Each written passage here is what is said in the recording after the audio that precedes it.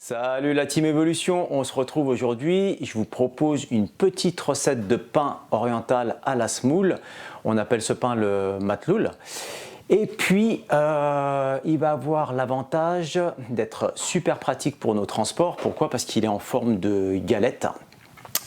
Il a un autre avantage, il est super nourrissant, très nutritif.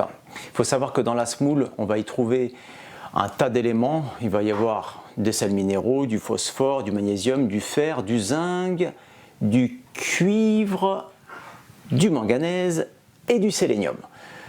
Donc pour nous pratiquants de la montagne, c'est au top. Je vous fais voir tout ça en images. Alors, je vous présente les ingrédients qu'on va avoir besoin pour réaliser ce pain matloul. Donc il va nous falloir 400 ml d'eau tiède. Il va nous falloir de l'huile d'olive, il va nous falloir de la semoule. La semoule, vous la prenez extra fine. Il va nous falloir de la farine, un peu de sucre, du sel. On aura besoin d'un saladier, une balance de cuisine. On va avoir besoin de levure boulangère, une fourchette et puis la poêle pour la cuisson.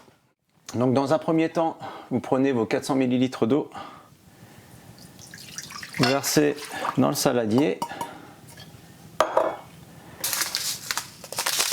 On va y ajouter un sachet de levure boulangère sèche. Bien sûr, l'eau, vous préférez prendre de l'eau tiède. Comme ça, ça se mélangera beaucoup plus facilement. On va prendre du sel. Tac. Je vais vous donner le poids. Voilà. Alors, il nous faudra à peu près 15 g de sel. Tac. On va y ajouter une cuillère à dessert de sucre. Et puis, on va y ajouter une cuillère à soupe, tac, d'huile d'olive. Ensuite, vous prenez votre fourchette, vous mélangez un petit peu le tout.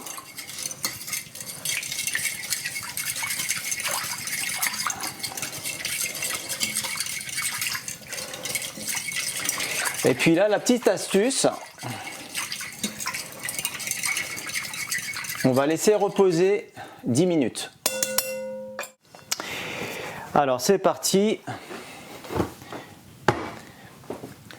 Donc on prend notre semoule extra fine, on allume notre balance et puis là il nous faut 400 g de semoule. Tac. 400 g, c'est parfait.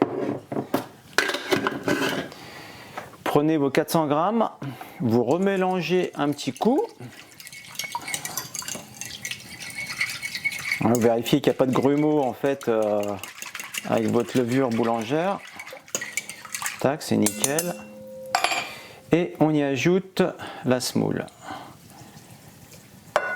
Voilà, vous versez tout le contenant, délicatement bien sûr. Et voilà. Ensuite, on va avoir besoin de farine. Et là, très facile, on a besoin de la moitié, c'est-à-dire 200 g de farine.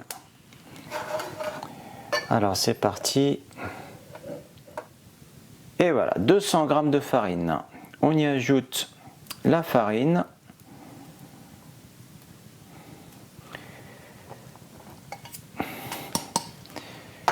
Et à présent, on va pouvoir remuer le tout délicatement à l'aide de la fourchette. Moi j'aime bien la fourchette parce que ça permet d'avoir au début, au début du pétrissage, de bien mélanger en fait la semoule, la farine et puis l'eau avec la levure, le sel, le sucre et l'huile d'olive. Voilà, tac. ça c'est parfait. Alors si vous vous apercevez que c'est un petit peu sec, parce que vous avez versé un petit peu trop de farine ou un petit peu trop de semoule, vous avez dépassé le dosage, c'est pas grave, c'est pas hyper grave. Vous rajoutez un tout petit peu d'eau, mais vraiment très léger, un petit filet. Là pour l'instant on est pas mal, on est bien, voilà. On mélange au maximum, on pétrit au maximum avec la fourchette, en appuyant. Voilà, il faut être un peu tonique. Voilà, tac. On récupère bien toute notre farine. Voilà. Voilà. Après, vous testez en fait avec vos doigts. Voilà, il faut qu'elle colle un petit peu. Là, quand elle colle un peu, c'est parfait. À présent, on a bien pétri en fait avec la fourchette. Donc là, on va laisser la fourchette de côté. Et puis, on va récupérer un petit peu de farine. Voilà. Et on continue avec les mains. C'est parti. Voilà. Vous y allez avec la paume sur la pâte. Vous récupérez bien toute la farine avant d'en rajouter.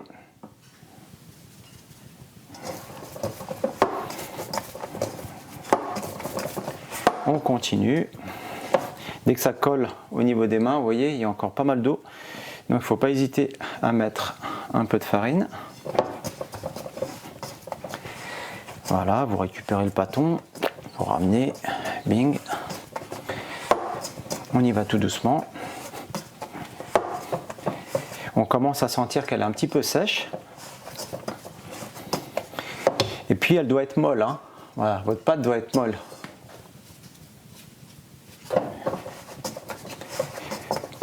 Voilà, encore un petit peu. Voilà, c'est pas mal. Elle commence à recoller un peu. Là, c'est parfait.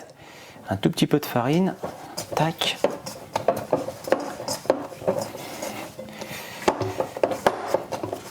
Et c'est bon. Voilà. Voilà pour le pétrissage.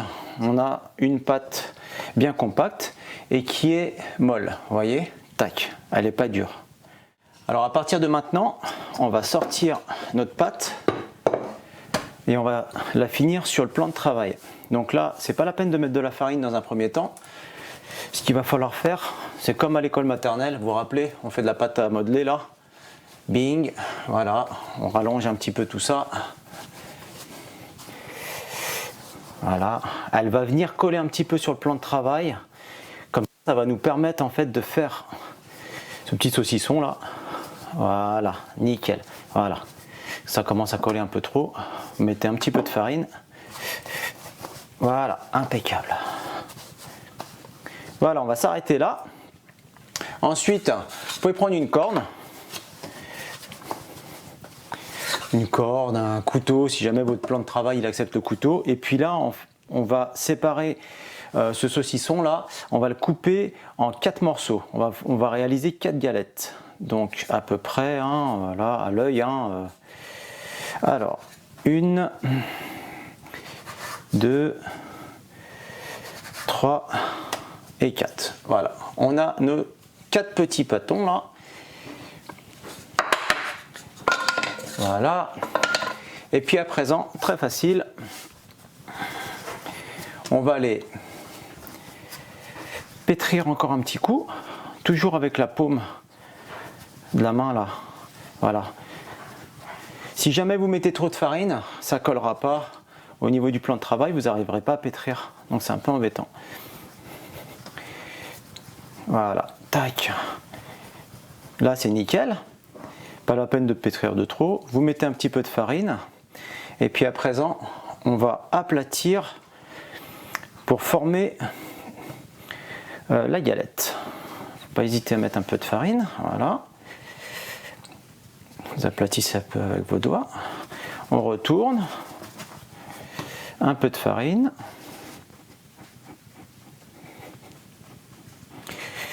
Voilà. un petit coup de paume de la main. Et puis après, c'est un petit peu vous qui décidez un petit peu du diamètre.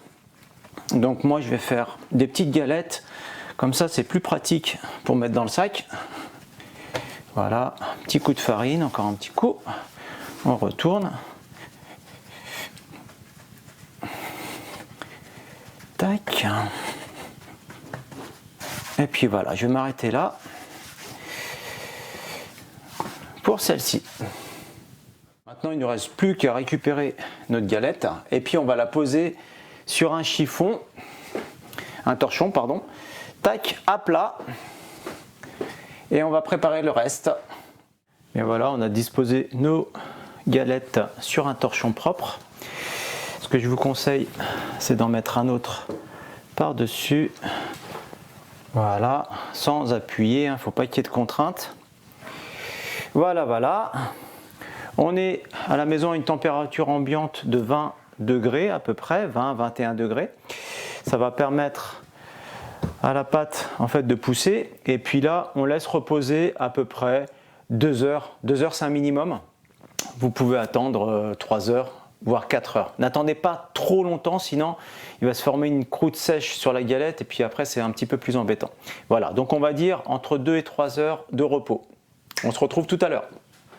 On est de retour, moi j'ai laissé reposer 3 heures et là, voilà, ça a bien gonflé. Et puis on s'aperçoit que c'est toujours voilà, bien souple. C'est parfait, on va pouvoir passer à la cuisson. Allumage du feu.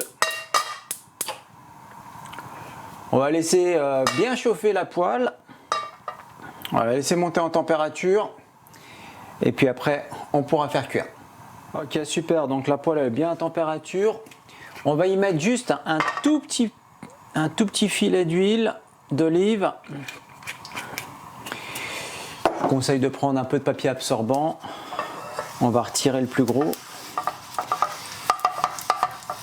Tac, voilà. On étale bien dans la poêle. Voilà, on retire le surplus. Alors, l'huile d'olive, on le place, c'est pas pour, ça va pas coller en fait à la poêle, hein, c'est juste pour lui donner un côté un peu doré en fait à la galette, hein, c'est tout. Et puis on va récupérer notre première galette et c'est parti. Il restera juste à mettre notre timer sur 3 minutes et on envoie 3 minutes, c'est parti. Voilà, ça va être bon. Ok, ça fait 3 minutes. Tac, on va retourner la galette. Voilà, nickel. On remet le chrono pour 3 minutes. On va faire 3 minutes chaque face.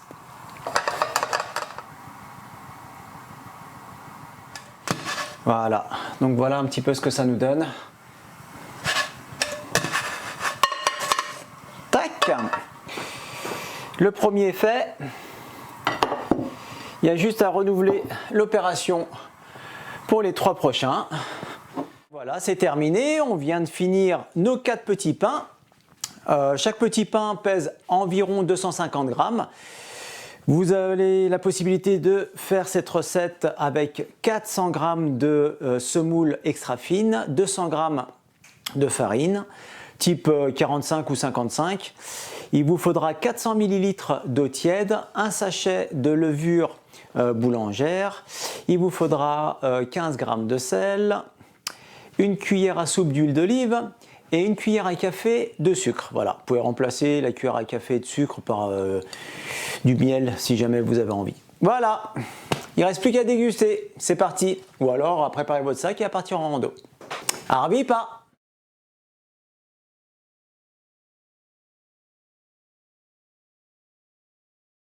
Et ben voilà, pour réaliser 4 petits pains comme ça de 250 grammes, il vous faudra 400 grammes de...